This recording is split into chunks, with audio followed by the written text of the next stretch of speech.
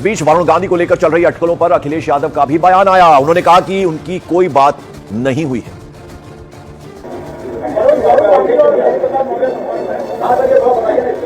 नहीं, हमारे कोई संपर्क नहीं, हमारे पे कोई संपर्क नहीं। और मेरे सहयोगी अमित सिंह सीधा लखनऊ से हमारे साथ जुड़ रहे हैं। अमित, क्या इंफॉर्मेशन आपके पास वरुण गांधी को लेकर?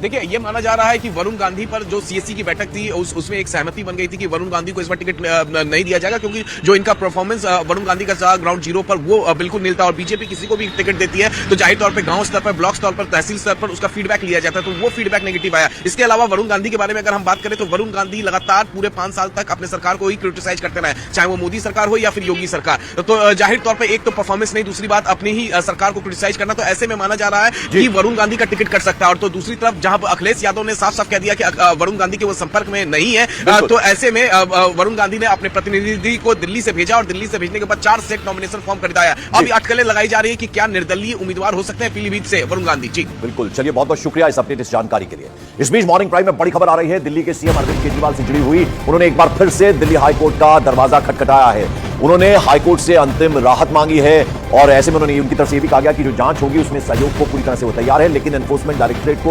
गिरफ्तारी करने से रोका जाए। आपको बता दें, दिल्ली शराब नीति मामले में एनफोर्समेंट डायरेक्टरेट ने केजरीवाल को 9वीं बार समन भेजा है और अभी तक हाजिर नहीं हुए हैं ईडी के बुलावे पर। और अब एक बार फिर से हाईकोर्ट का दरवाजा खटखटाया गया। इस याचिका में कहा गया है कि जांच में मैं सहयोग को तैयार हूं, लेकिन ईडी को गिरफ्तारी करने से रोका जाए। एक बार फिर से दिल्ली हाईकोर्ट का दरवाजा खटखटा दिया है अरविंद केजरीवाल ने।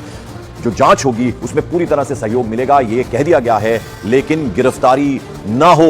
तो हाईकोर्ट में एक बार फिर से पहुंचे हैं अरविंद केजरीवाल। याचिका उन्होंने लगाई है और इसमें अंतरिम राहत मांगी है और साथ ही साथ उन्होंने यह भी कहा है कि जांच के लिए पूरी तरह से तैयार हैं, उसमें सहयोग करने के लिए पूरी तरह से तैयार है, लेकिन ईडी को गिरफ्तारी करने से रोका जाए। 9 बार समन किया गया है। जावेद इस वक्त हमारे सहयोगी हमारे साथ जुड़े। जावेद, क्या अपडेट? देखिए, एक बार फिर से मुख्यमंत्री अरविंद केजरीवाल की तरफ से हाईकोर्ट का दरवाजा खटखटाया गया है। इस बार जो जानकारी मिल रही है उसके मुताबिक ये याचिका लगाई गई है कि वो सहयोग करने के लिए तैयार है ईडी की जांच में, लेकिन गिरफ्तारी से रोका जाए। और बताया जा रहा है कि आज इस मामले पर सुनवाई हो सकती है। दरअसल आज ही की तारीख का 9वां समन है अरविंद केजरीवाल को पेश होने के लिए। पिछले 8 समन में वो अब तक पेश नहीं हुए हैं। इससे पहले कल भी इस मामले में हाईकोर्ट में सुनवाई हुई थी उसकी वैधता को लेकर, जिस पर अगली सुनवाई 22 अप्रैल को होनी है। अब देखना होगा कि आज की सुनवाई में क्या निकलता है। बिल्कुल, तो 9वीं बार आज समन किया गया है, आज पेश होना है ईडी के सामने। आज क्या वो पेश होंगे या नहीं? इस बीच जैसे कि जावेद बता रहे हैं कि एक बार फिर से दिल्ली हाईकोर्ट का दरवाजा खटखटाया, कहा है कि मैं जांच के लिए तैयार हूं, लेकिन गिरफ्तारी रोकी जाए। मॉर्निंग प्राइम में वक्त छोटे से ब्रेक का है, लेकिन ब्रेक के बाद जब लौटेंगे तो आपको दिखाएंगे बिहार की सियासत से आई है एक बेहद चौंकाने वाली खबर। कहीं मत जाइए।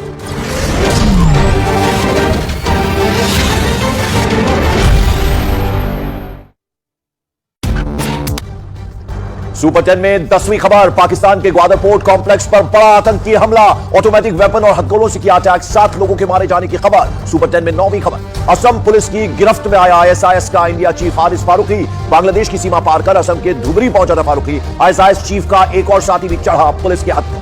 सुपर 10 में 8वीं खबर। बदायूं में नाबालिग भाइयों के डबल मर्डर के दूसरे आरोपी जावेद पर 25,000 के इनाम का ऐलान। साजिद एनकाउंटर की मजिस्ट्रियल जांच के आदेश। डीएम ने 15 दिन के अंदर जांच करने के ऑर्डर दिए। सुपर 10 में 7वीं खबर। पीलीभीत से इंडिपेंडेंट चुनाव लड़ सकते हैं वरुण गांधी। अपने प्रतिनिधि को भेजकर 4 नामांकन पत्र खरीदे। एसपी के रामगोपाल यादव ने कहा बीजेपी ने काटा वरुण का टिकट तो पार्टी कर सकती है विचार। अखिलेश ने कहा वरुण गांधी से नहीं हुआ किसी तरह का कोई संपर्क। सुपर 10 में 6ठी खबर। समाजवादी पार्टी ने 6 और सीटों पर किया उम्मीदवारों के नामों का ऐलान। संभल से जियाउर रहमान बर्क, बागपत से मनोज चौधरी, नोएडा से राहुल अवाना, पीलीभीत से भगवत सरन, गंगवार घोसी से राजीव राय और मिर्जापुर से राजेंद्र सिंह बिंद को बनाया उम्मीदवार। सुपर 10 में 5वीं खबर। कांग्रेस केंद्रीय चुनाव समिति की बैठक में गुजरात की 10 सीटों पर नाम तय। महाराष्ट्र की 7 और राजस्थान की भी 7 से 8 अहम सीटों पर लिया गया फैसला। पूर्व गृह मंत्री सुशील कुमार शिंदे की बेटी परिणीति शिंदे का महाराष्ट्र के शोलापुर से नाम तय।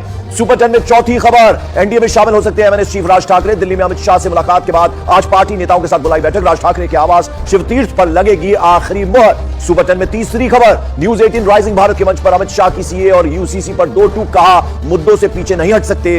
राहुल गांधी पर लगाया तुष्टीकरण की राजनीति का आरोप। सुपर 10 में 2री खबर। राइजिंग भारत के मंच से प्रधानमंत्री नरेंद्र मोदी का विपक्ष पर बड़ा हमला। बोले एक तरफ हम तीसरे टर्म के पहले 100 दिन का प्लान बना रहे हैं, विपक्ष बना रहा है मोदी को गाली देने का कीर्तिमान। और सुपर 10 की पहली खबर। राइजिंग भारत के मंच से प्रधानमंत्री नरेंद्र मोदी का भ्रष्टाचार पर भी बड़ा बयान। कहा देश में करप्शन के खिलाफ सख्त कार्रवाई, नहीं बख्शा जाएगा एक भी भ्रष्टाचारी।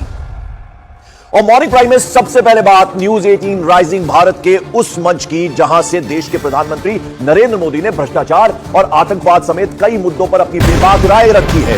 पीएम मोदी ने कहा कि देश में भ्रष्टाचारियों के खिलाफ सख्त एक्शन लिया जा रहा है, किसी भी भ्रष्टाचारी को बख्शा नहीं जाएगा।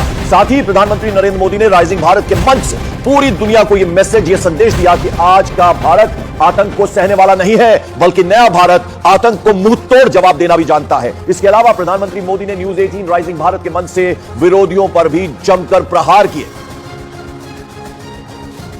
अपने घोटालों को डिफेंड करने में जुटी रहती थी। आज स्थिति एकदम अलग है। आज सरकार भ्रष्टाचार पर कड़े एक्शन ले रही है। जो एक्शन लिया उसका हिसाब दे रही है।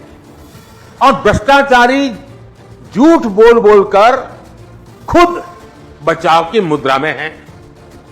तब देश पूछता था कि पावरफुल लोगों पर ईडी, सीबीआई जैसी एजेंसियां एक्शन क्यों नहीं लेती, ये सवाल पूछा जाता था। आज पावरफुल और भ्रष्ट लोग पूछ रहे हैं कि एजेंसियां उन पर एक्शन क्यों ले रही है।